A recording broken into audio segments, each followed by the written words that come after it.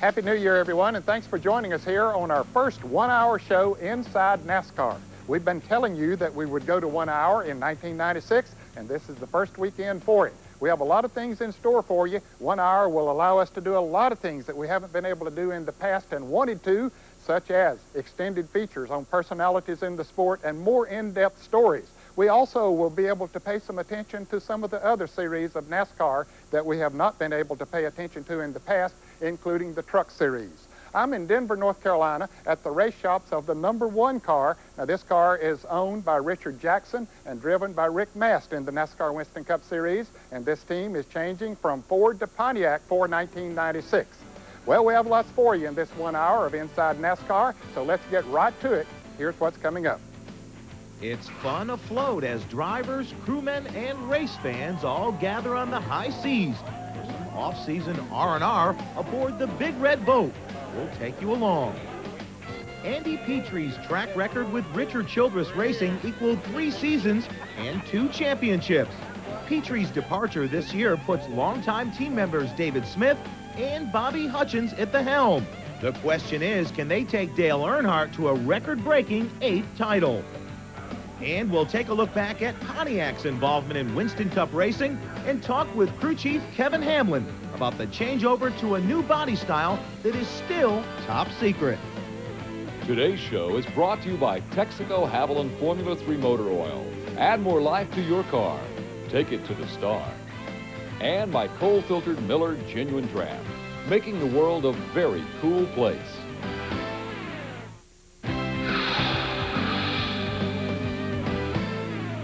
For those of us who make our living in the sport of auto racing, we don't get a lot of time to relax, even during the off-season. But recently, some drivers and other personalities did get to go on a cruise on the Big Red Boat. It was sponsored by TNN, benefited the Winston Cup Racing Wives Auxiliary, and our Randy Pemberton and photographer Kim Novak were invited to go along on the cruise. So you sit back and relax as they show you some of the highlights.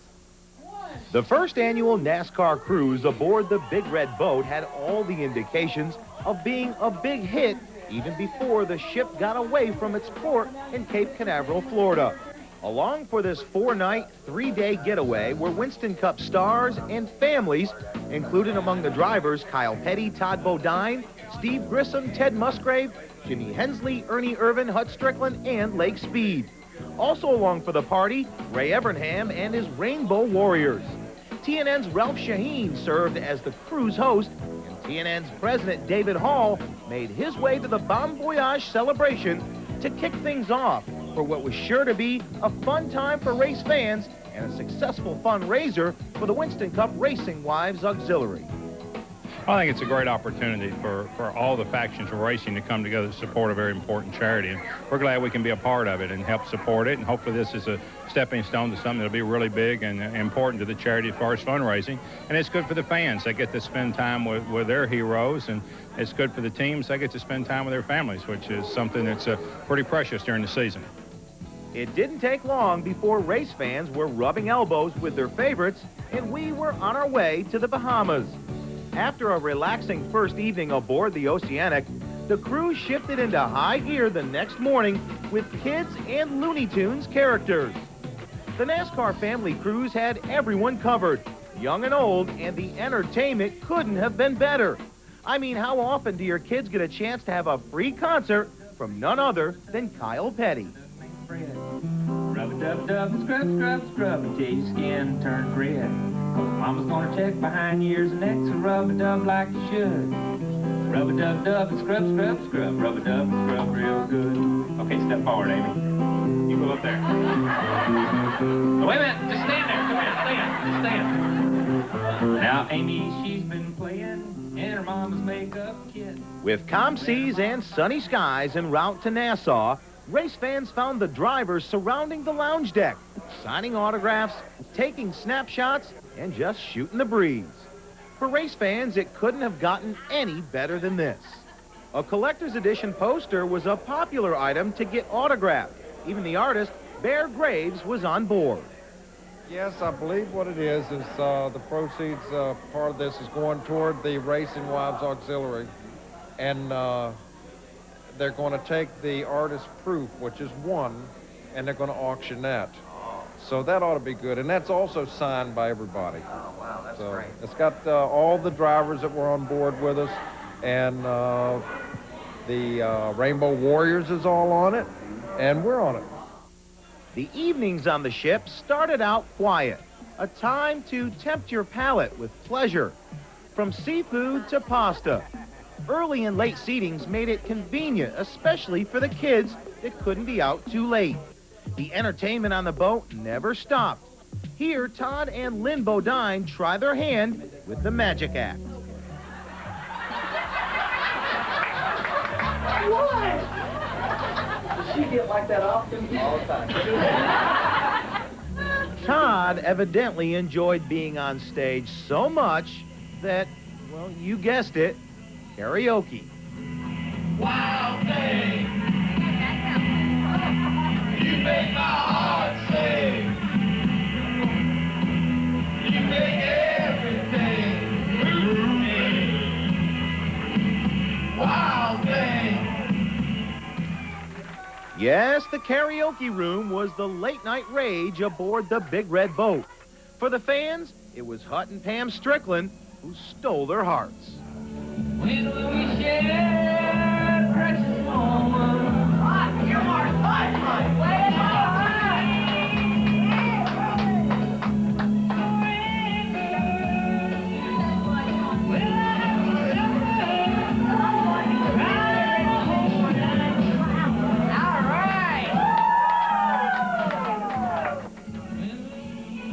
But it was the 1995 Winston Cup Championship crew chief, Ray Evernham, that stole the show. Included in Ray's repertoire were classic selections such as This Magic Moment.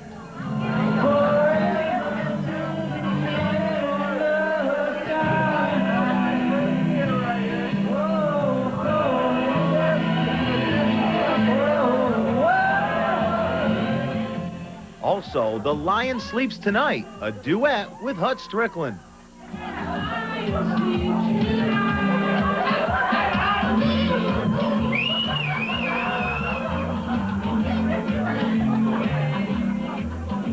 And if you order now, you can get Ray and his Rainbow Warriors singing their all-time favorite hit, Great Balls of Fire.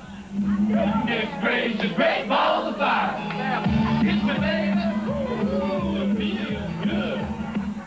We'll have more on the cruise a little later on in this program, and after this break, we'll talk to a couple of guys who have taken on some huge responsibilities at Richard Childress Racing, David Smith and Bobby Hutchins. That and the mailbox and more coming up. What greater dream could you ask for to get a top job at a premier team with the premier driver and come out and just be tremendously successful? It'd be a dream come true.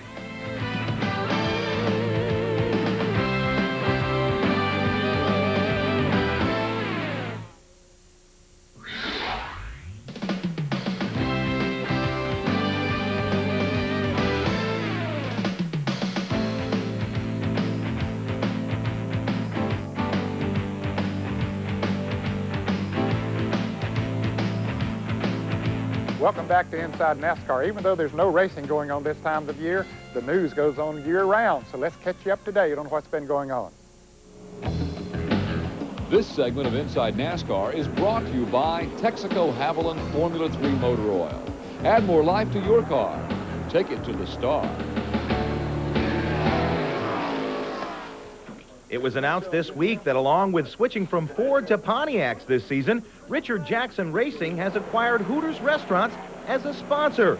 Hooters will replace Skoll starting at Daytona in February. Seven-time Winston Cup champion Dale Earnhardt, along with several crew members of Richard Childress Racing, will head for Japan on Wednesday. Dale is scheduled to test a Goodwrench Chevrolet on the 1.4-mile Suzuka Circuitland road course. That is in preparation for a NASCAR exhibition race on November 24th. General Motors testing got underway at Daytona last Wednesday, and here are the top 10 first-day speeds from January 3rd.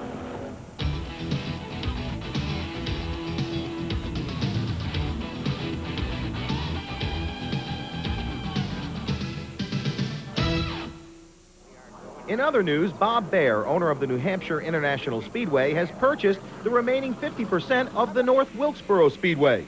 The racetrack, rumored to be on the list for losing its Winston Cup dates in the near future, is now co-owned by Baer and Speedway Motorsports Incorporated, which holds Charlotte, Atlanta, and Texas Motor Speedway, which is now under construction.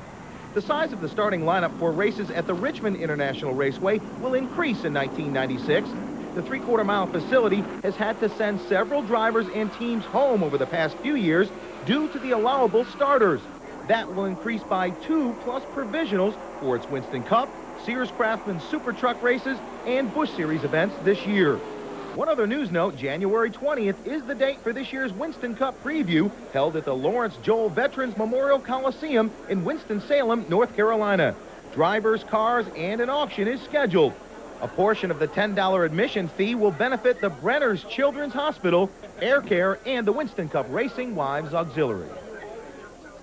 We're very proud of our new name inside NASCAR and the fact that we will be on for 1 hour. But to do that, we have to bring on new people. And we're very proud to introduce Stephanie Boyd, who is the new producer of Inside NASCAR. Now, Stephanie not only will produce the show, she will be an on-air talent, bringing you many stories throughout the year. So we decided to put her to work real quick as she brings us this story on a couple of guys who have taken on major responsibilities with a championship team, the Richard Childress Racing Team.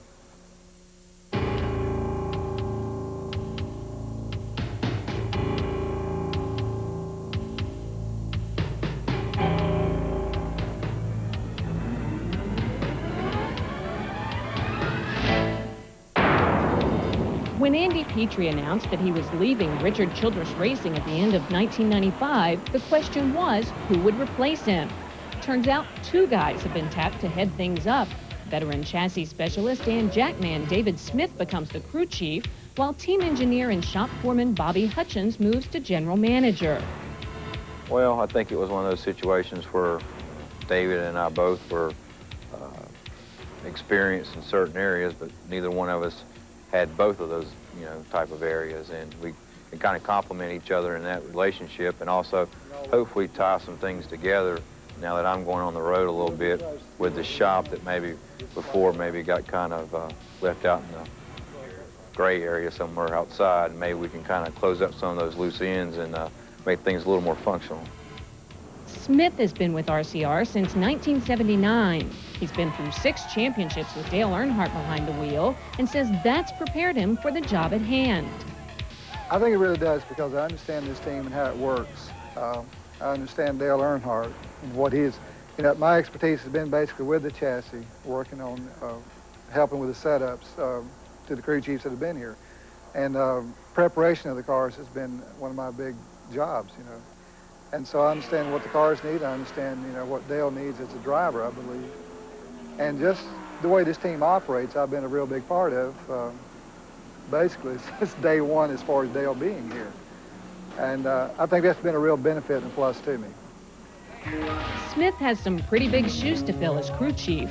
The Earnhardt-Childress dynasty hit full stride with Kirk Shelmerdine at the helm, but after a disastrous 1992 season, Shelmerdine bowed out, and even though Smith wanted the job then, Petrie got it and led the team on to Earnhardt's 6th and 7th titles.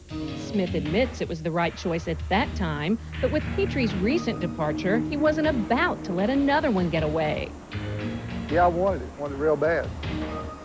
And I felt I had something to offer this team. To be the crew chief. And yet I knew there was other people out there that have a name, that have been successful, that they were talking to and that they approached. And I told Richard, I said, if you can bring somebody in here to make this team stronger, by all means, I'm all for it. But you're going to have to show me they can be better for this team than what we can offer from within this team. And I think that's what it boiled down to, is the people in this shop and in this whole organization supported me, and they told Rich that we believe this guy can handle it between, what you've already got here and what he knows and what he's been through. And that just gave me a tremendous amount of confidence, knowing that I had their support. But it was the team owner, Richard Childress, who had the ultimate say-so, and by promoting Smith and Hutchins together, he says he's found the right formula. Yeah, if we would have went outside and brought someone else in, I think it could have hurt the team or team spirit or like that. Right now, I don't think the morale's ever been better around here, you know, and everybody's pumped up about the 96 season. You know, we're going to stumble a little, and everybody's going to say, hey, you should have done this or you should have done that. We also stumbled a couple of times in 93, 94. You know, you're going to have those days, and so what do? You go to the next race and do your best. Of course, what's expected of this team is much higher than most. After all, their statistics put them in the elite ranks of the sport. That means the pressure is on, and so is the spotlight. But the strategy here is, if it ain't broke, don't fix it. I think in '92 when Andy came, we'd gone through a real bad season, and we probably needed a dose of change per se. And he brought a lot of ideas and things to the team that we hadn't had before. And you know, we were kind of starting out in '93 with more or less a little more of a clean sheet of paper. This year, you know, we finished second in points, which was a big disappointment, but we had a great year. And we're not really trying to fix anything, maybe just polish on it a little better to make it more competitive and hopefully win the championship in '96. So from that perspective, I think it'll be a lot easier transition, not only in for the guys, but also for maybe the fans and everybody else. It'll kind of seem kind of like the same team other than Andy's departure. Despite its success, there are still two things this team would like to do: win the Daytona 500 and take Earnhardt to his 8th championship. Neither is out of reach for a team of this caliber, and what better way for a rookie crew chief to prove himself? That'll be terrific. I mean, what greater dream could you ask for to get a top job at a premier team with the premier driver and come out just be tremendously successful? It'd be a dream come true. But I'm a dreamer, and again, I'm an optimist, and if it happened that way, I would not be shocked. I would say, thank the Lord, that's the way we planned it. There's a lot of critics as to what we're trying to do and thinking it won't work. We'd like to win the Daytona 500 right out of the box and hopefully put those people to rest and we can go on about our jobs. Whether they win Daytona or once again fall short, one thing is for sure: the racing world will be watching the new leaders of car number 3, and, high profile or not, Hutchins and Smith are ready to take them on. I don't think there's any doubt but what David Smith and Bobby Hutchins will do a good job there at Richard Childress Racing, and look for that team to be strong contenders for the NASCAR Winston Cup Championship in 1996. I don't think we're going to have any problem with Stephanie either. She's already got her feet wet doing a fine job. Still to come, we'll take a look at the Pontiacs, where they've been and where they're going. That in the mailbox and more coming up.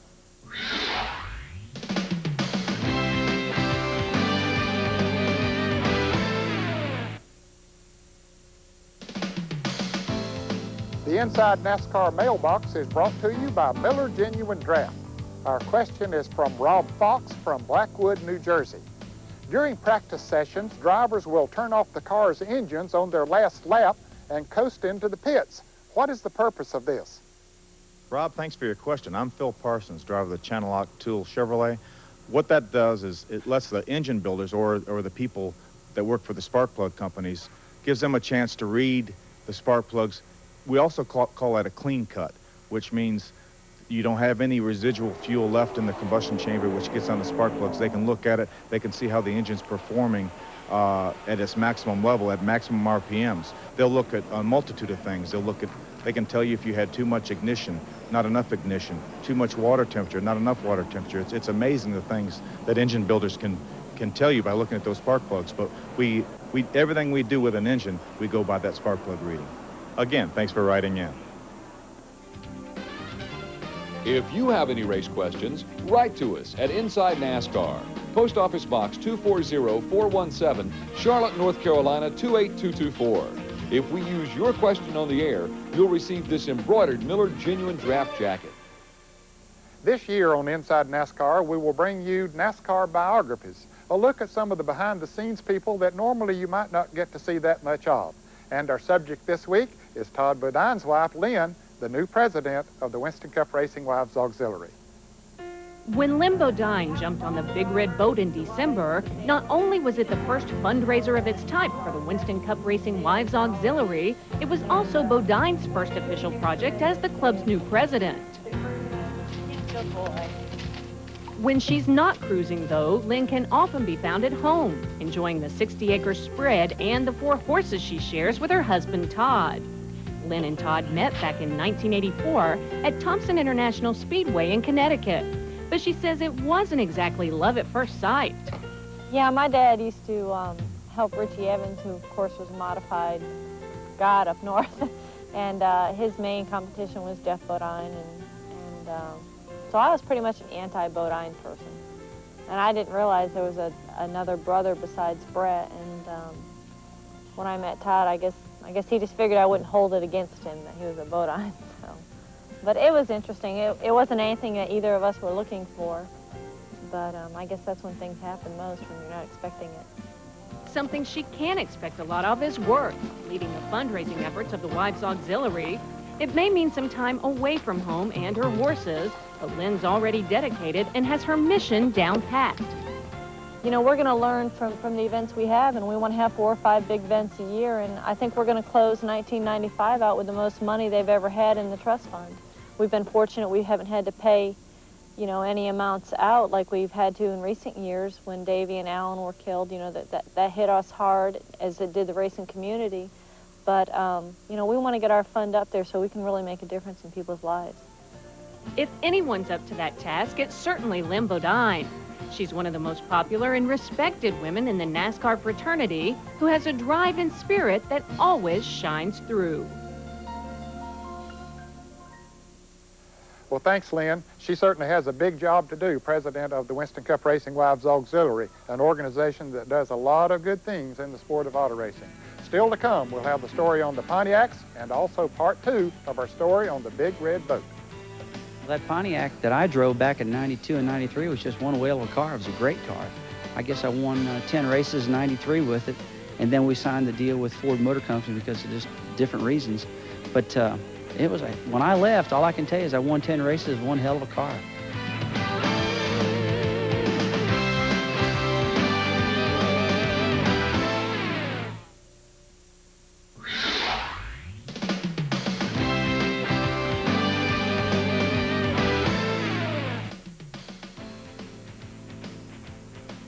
Oh, welcome back to Inside NASCAR. Yeah, there's a 1996 Pontiac in there, but we can't take our cameras in there just yet. Hopefully before too long, you will be able to see it right here on Inside NASCAR. You know, Pontiac has had a lot of ups and downs over the years. They've had some very good years in motorsports, and they're very excited about 1996 with a new car. We're also excited to introduce another new member of our team, Karen Pappas, who will be with us, bringing us stories during the year. And right now, she takes a look at the history of Pontiac in racing.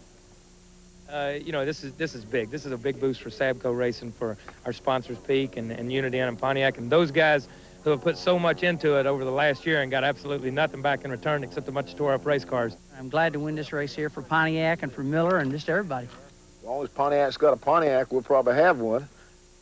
They rumbled on the beaches of Daytona, and they raced at the Rock. For 25 years, they've served as the official pace car for NASCAR. Bonneville, Firebird, Le Mans, Grand Am, Grand Prix, Trans Am, they all come under the heading of Pontiac. Just think back to the number of prominent names in stock car racing that have driven a Pontiac. Earnhardt, Allison, Yarborough, Pearson, and Petty have all sat behind the wheel of a Pontiac at some point in their careers. Why, even Junior Johnson won no less than 8 races driving his Pontiac during the early 60s. Ah, yes, those were the glory days. In fact, from 1957 to 63, Pontiac won 69 races, but then it stopped. For 18 years, there was a lull. Basically, they withdrew. It was partially an extension in the mid-50s when the horrendous crash occurred. The Mercedes got the grandstand at Le Mans. The manufacturers didn't want to be associated with a dangerous sport. But as the sport progressed and safety requirements were enhanced, they started slipping in the back door because they found that adage was true that you win on Sunday and sell on Monday. 1981 was a pinnacle year for Pontiac and all of the manufacturers in Detroit. Starting with the 1981 Daytona 500, all teams were required to use a smaller 110-inch wheelbase. Pontiac would showcase its trendy, smaller Grand Prix and Le Mans. It was Bobby Allison and the Allison Rainier team who tried the Le Mans first. Their test results from Talladega showed top speeds of 197 to 199 miles per hour. This left the other manufacturers shaking in their boots. It's limited edition. You get it in two-door, but generally it was a four-door car, but it has better aerodynamic lines. The crew found that. That was the 2018, and that's the team Win Racing, started by Harry Ranier and Waddell Wilson and Herb Nabb, that eventually became Robert Yates Racing. While other teams looked seriously at switching to the Le Mans, NASCAR was intent to slow it down. Their strategy? To promote better competition. Pontiac would, however, see other tenacious drivers like the 1980 Winston Cup champion Dale Earnhardt. Earnhardt, driving the number 2 Pontiac in 1981, switched teams when Rod Osterlund sold the team to Jim Stacy. After driving for Stacy for only one race, Earnhardt quit and made his legendary move to drive for Richard Childress in what else but a Pontiac.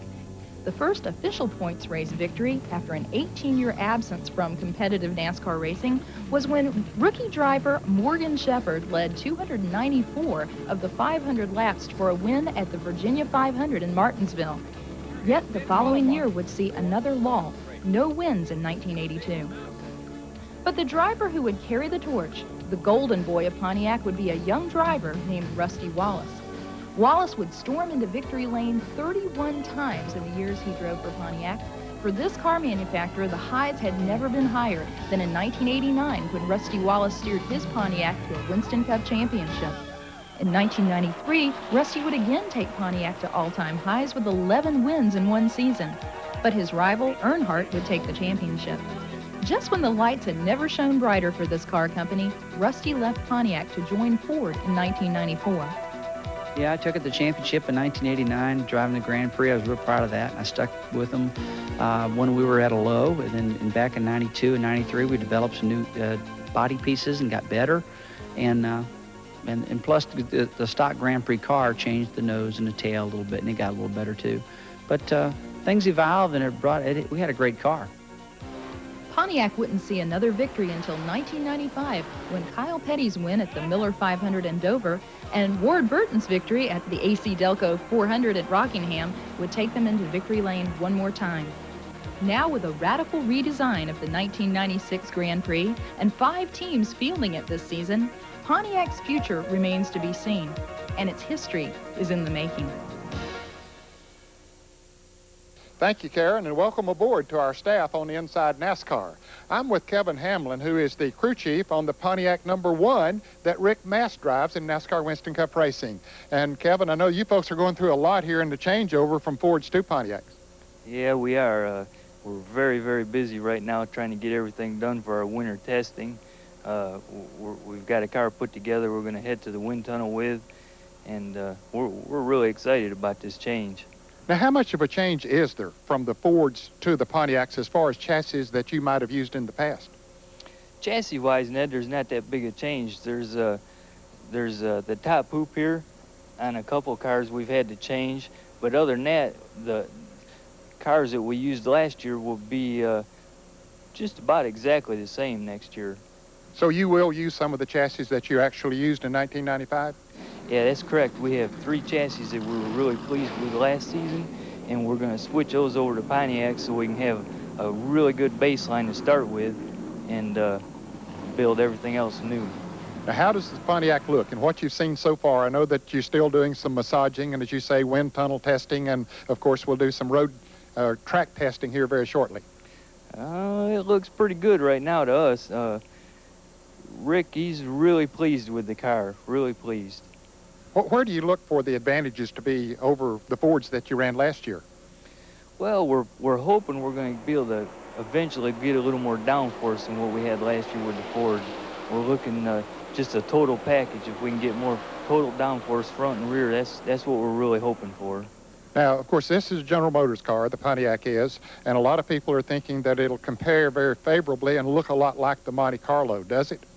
It's got some of the same rounded features that the Monte Carlo does, but it's a design all its own, so it'll have its own characteristics.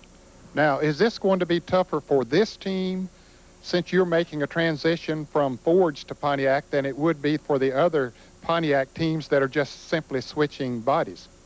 Oh, it could be, but I'm going to say that we're probably going to be real open-minded about everything we're doing, and I don't believe it's going to be bad at all.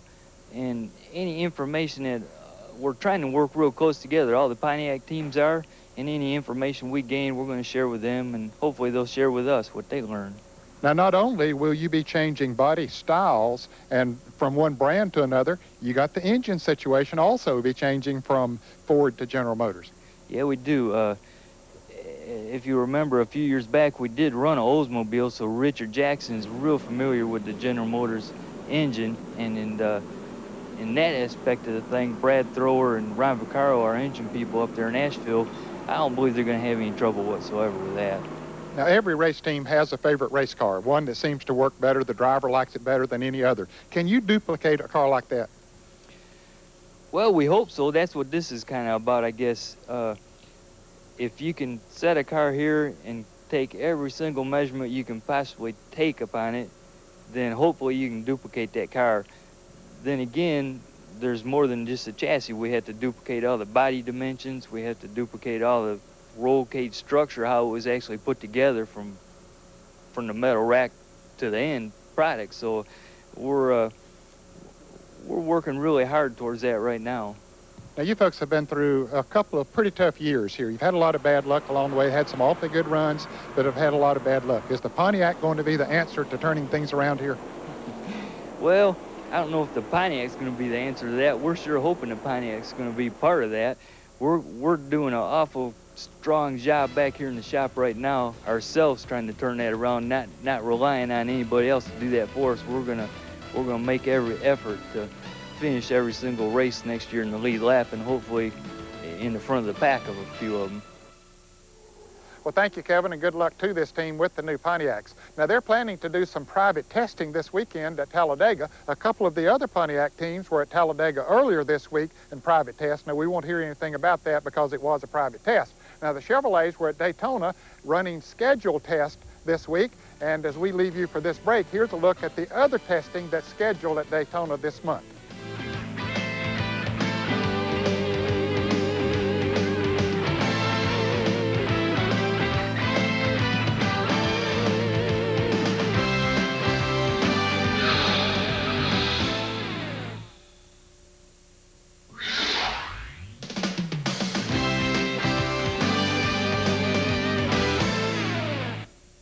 From time to time here on Inside NASCAR, we will take you to Wade's World, featuring Steve Wade, managing editor of Winston Cup Scene, and his unique perspective on various subjects in the sport of auto racing. Steve has been around for many years. He's an insider in the sport.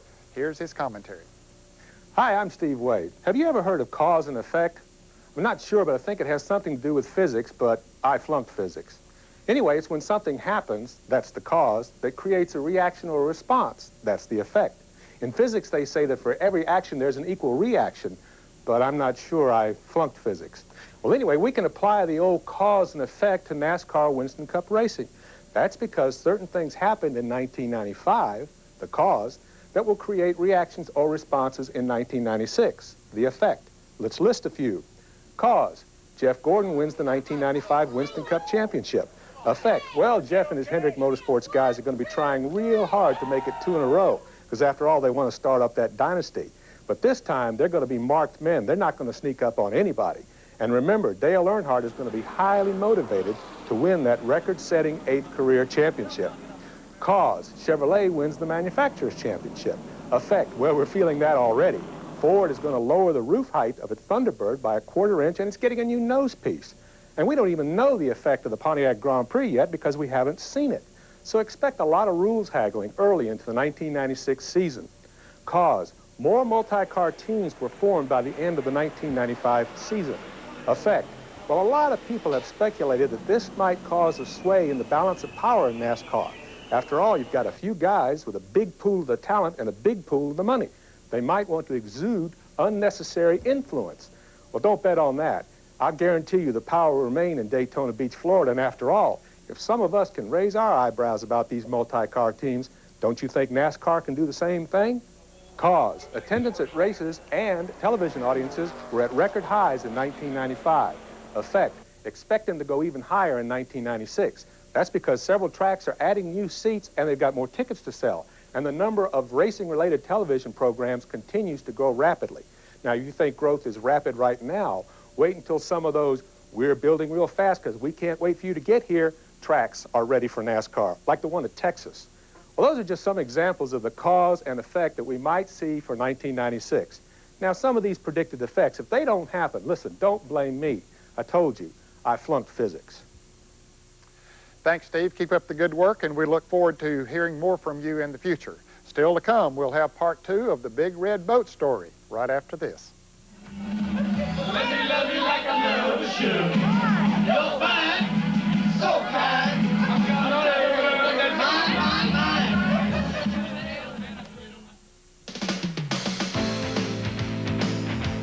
Coming up next week on Inside NASCAR, Ned sits down with Junior Johnson to talk about life after retirement for one of the most successful car owners in NASCAR Winston Cup history.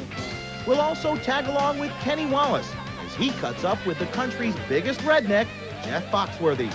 And we'll touch base with Todd Bodine as he takes a shot at Busch Grand National after a couple of tough seasons in Winston Cup. Those stories and a whole lot more are next week on Inside NASCAR. At the top of the show, we took you on the cruise on the Big Red Boat, featuring some of the NASCAR Winston Cup drivers and other personalities, and they're still on the boat, still having fun, so let's join Randy again. When we last saw our NASCAR cruisers, they were getting down at the disco. But daybreak was fast approaching. After parking the Big Red Boat on Wednesday morning in Nassau, it was an early rise for a short excursion over to Salt Key for some fun in the sun and a little relaxation. And for some, it was an early rise after a late evening of singing and dancing. Right, Ray? Stick your head up here. Nearly all the drivers took a time out as the beautiful beaches of the Bahamas were beckoning. It was time for some to catch up on sleep or just enjoy the serenity of the soft surf while soaking up some of that Salt Key sun. The racers and the race fans were loving it. It's been great, Randy. You know, the people on the boats has been super. The race fans has been super. Just everybody's been great, and the weather's just absolutely beautiful. And, we're just having a great time. Drivers, it seems like your schedules are so hectic, really. You really don't get a time to do stuff like this very often, do you? Well, that's true. It's a good opportunity for us, Wise Alexander at TNN and other people involved, got us on this cruise, and I was happy to be here. Race fans have been great on this trip. We did autograph thing yesterday for a long time, and everybody's just real nice and having a good time, and so, we're happy to be here. Wherever you went, there was always plenty of food and fun for the entire family. Perhaps a game of shuffleboard might be more to your speed, like it was for Ernie Irvan. If you needed action, it was there, especially for those that just couldn't shake that racing bug. One of the coolest excursions was the Dolphin Experience off Port Lacaya. Along for the fun, Ernie and Kim Irvan with daughter Jordan, as well as Kyle and Patty Petty with son Austin. Everybody had this concept that the Dolphin was going to be like Free Willy and jump over our head or do the flipper thing, you know what I'm saying? But it was pretty cool. It was like being in the water with a big tractor tire inner tube. It's just like you rub it, you know what I mean? That wasn't too bad. Did you enjoy it? I liked it. I wanted to really swim with them. But, they're pretty delicate. I'm sure they're highly trained, and so they kind of had precautions, more. But to just get to be up that close to them was pretty neat. It's exciting. I've never really actually done that. Kim was excited about it, and, that was something that we just don't really take the time to do. And, something that Jordan will be able to see these pictures in 2 or 3 years and she'll be saying, man, we got to go again. All in all, our short stay aboard the Big Red Boat will create some long-lasting memories for both fans and racers alike. We went on this cruise in June, and we enjoyed it so much that when this came about, we said, man, we would like to have, participate in this. And they said, bring your family. I said, no, that's exactly what I wanted to do. So the kids have just been just going crazy over the things that they can do on this boat and also on the island. So they're enjoying it. They're living it up. They're hardly sleeping. So when we get back home, they'll need a vacation from the vacation. It's been neat for Susan, Kyle, and myself. You know, don't get the opportunity to do things like this, and especially with the race fans. You know, we've had a few autograph sessions, got to eat with different people, and just had a big time. It's been great for the fans, but you know, as far as from a driver standpoint, it's been great for us too. You know, we don't get a whole lot of chance to get out in with all the race fans and mix and mingle like we have this week on this cruise, and you know, it's just been just unbelievable how much fun it's been. You know, those fans, I mean, they've been so supportive of all of us through the years, and you know, it's just been great to get out and rub elbows with all of them, and you know, go out and karaoke with them at night here and have a lot of good times with them then, and you know, it's just you know, really been just really a great time. I didn't realize what a good voice you had. Oh God. And to think that all this cruise ship fun benefits a worthy cause, it makes you feel like coming back. Well, we've just had a great time. There's so many activities. We've seen the shows that they've had. We've been in the gaming room, and we're even, so we're okay.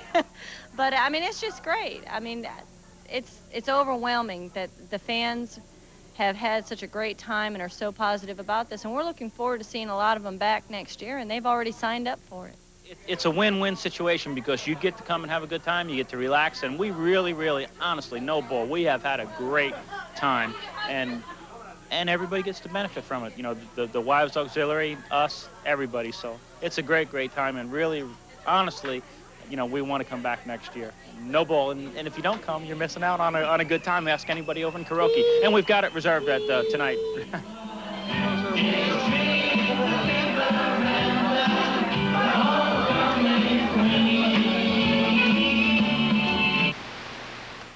Boy, that looked like a lot of fun. I didn't get an invite this year, maybe next year. Now, if you'd like to go along in 1996 on the Big Red Boat, here's information on how you can go. The next TNN NASCAR Family Cruise is scheduled for December 9th through 13th. If you'd like more information or would like to book your spot on the Big Red Boat, call 1-800-277-8605. Well, folks, that's all the time we have for today. That's just an example of what we can do in a one-hour show. Hope that you'll plan to be with us every weekend right here on TNN for Inside NASCAR, because we certainly have a lot planned for you. As we leave you for today, here's a look at the 1996 NASCAR Winston Cup schedule. See you.